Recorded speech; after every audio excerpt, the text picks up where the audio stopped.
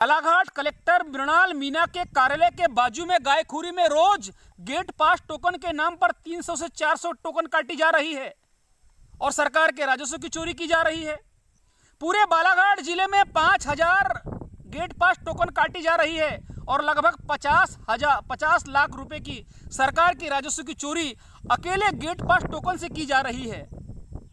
साथियों नमस्कार। साथियों, यह वीडियो मजबूरन हमें इसलिए बनाना पड़ रहा है कि बालाघाट की जो प्रशासनिक व्यवस्था है वो पूरी तरीके से लच्चर हो चुकी है, खराब हो चुकी है।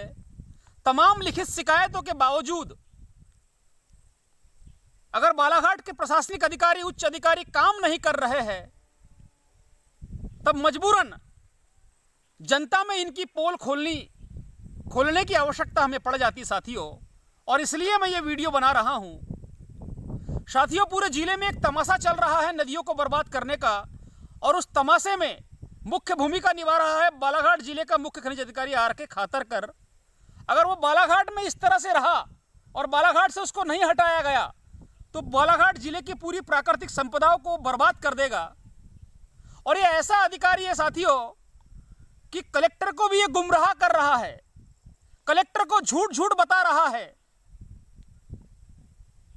और नदियों की बर्बादी किस तरह से की जा रही है मैं आपको बताना चाहता हूं। लोडिंग पॉइंट के नाम पर नदी किनारे बड़े बड़े रेत के भंडारण किए जा रहे हैं, जबकि मध्य प्रदेश के खनिज के राजपत्र में स्पष्ट लिखा हुआ है कि भंडारण स्वीकृत घाट से 5 किलोमीटर की दूरी पे होगा। फिर भी नदी किनारे बड़े बड़े भंडारण किए जा रहे हैं और भोरगढ़ वैनगंगा नदी में नदी किनारे रेत का बड़ा भंडारण कर रहे हैं। दिन भर हाइड्रा मशीन और ट्रैक्टरों से रेत की चोरी कर रहे हैं। रात में पोकलैंड मशीन और डंफरों से रेत की चोरी कर रहे हैं। और साथियों, गजब बात यह है कि ये चोरी जो कर रहा है वो एक अपराधी कर रहा है, और बालाघाट का प्रशासन अपराधियों को संरक्षण देकर बालाघाट में अपराध को पैदा कर रहा है।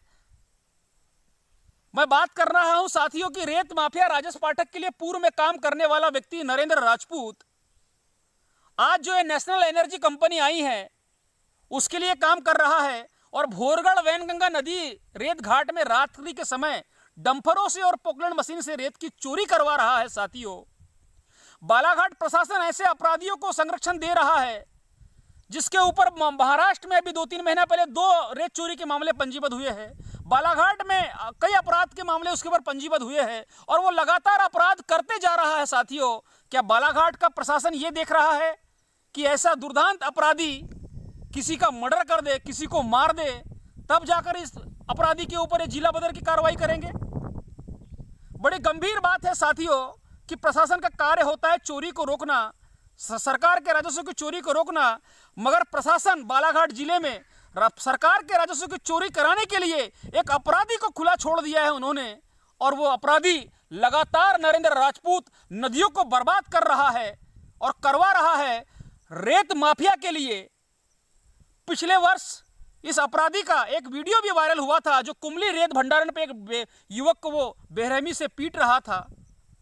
और साथियों, बड़ी लच्चर व्यवस्था हो चुकी है बालाघाट जिले की, और इसमें मुख्य भूमिका है मुख्य खनिज अधिकारी आर.के. खातरकर की। बालाघाट कलेक्टर मृणाल मीना के कार्यालय के बाजू में गायखुरी में रोज गेट पास टोकन के नाम पर 300 से 400 टोकन काटी जा रही है और सरकार के राजस्व की चोरी की जा रही है।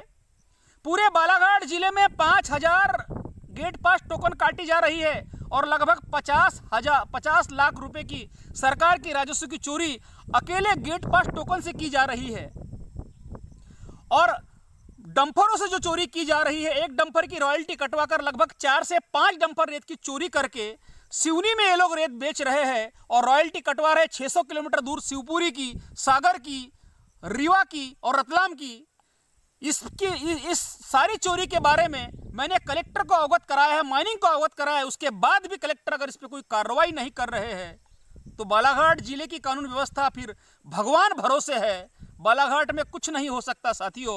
इस तरह से आपराधिक प्रवृत्ति के लोगों से ये रेत को लुटवा रहे हैं, नदी को बर्बाद करवा रहे हैं, जबकि स्पष्ट लिखा है मध्य प्रदेश खनिज के राजपत्र में कि भंडारण 5 किलोमीटर की दूरी पर आप करेंगे, फिर भी नदी में भंडारण किया जा रहा है साथियों। और बालाघाट जिले के जो अधिकारी है, इनके फोन की रिंगटोन सुनो तो ऐसा लगता है कि इनसे बड़ा देशभक्त कोई होगा नहीं, मगर इनको फोन लगाओ देश को नोच नोच के खाने वालों को पकड़ने के लिए, ये फोन नहीं उठाते साथियों। इस तरह से पूरी लच्चर व्यवस्था हो चुकी है। मैं मध्य प्रदेश और भारत की सभी जनता से निवेदन करना चाहता हूं कि मध्य प्रदेश के क्या हालात है ये पूरे भारत तक के लोगों तक जाना चाहिए। इसलिए सबसे निवेदन कर रहा हूं कि इस वीडियो को ज़्यादा से ज़्यादा शेयर करें, ज़्यादा लोगों तक पहुंचाए, ताकि लोगों को पता चले कि मध्य प्रदेश में किस तरह से गुंडा राज चल रहा है और प्रशासन के संरक्षण में चल रहा है। पूरी नदियों को तहस नहस कर दिया। मुझे मालूम है कि जो भी भ्रष्ट और बेईमान अधिकारी प्रकृति को और नदियों को लूटने में सहभागिता अपनी निभा रहा है, वो सहभागी है और वो मौन है, वो चैन से नहीं जी रहा है। प्रकृति उसको दंड दे रही है। किसी को पारिवारिक टेंशन है, किसी को नींद नहीं आती है, किसी की बीवी तलाक दे रही है, किसी का पति तलाक दे रहा है, किसी को गंभीर बीमारी हो रही है। ये भ्रष्ट बेईमान अधिकारियों की मैं बात कर रहा हूं। ये चैन से नहीं जी पाएंगे। इनको प्रकृति जरूर दंड देंगी और इनका जीवन नासूर बन जाएगा, क्योंकि ये प्रकृति को उजाड़ रहे हैं, नदियों को उजाड़ रहे हैं, जीवनदायिनी माँ को उजाड़ रहे हैं। एक तरफ कलेक्टर जल जीवन मिशन की बात करते हैं और दूसरी तरफ नदियों को बर्बाद करवा रहे हैं। कहां गया आपका सैटेलाइट सिस्टम? एक तरफ जलगंगा संवर्धन की बात कर रहे हैं और दूसरी तरफ उसी नदी को लूट रहे हैं जहां से जल मिलता है।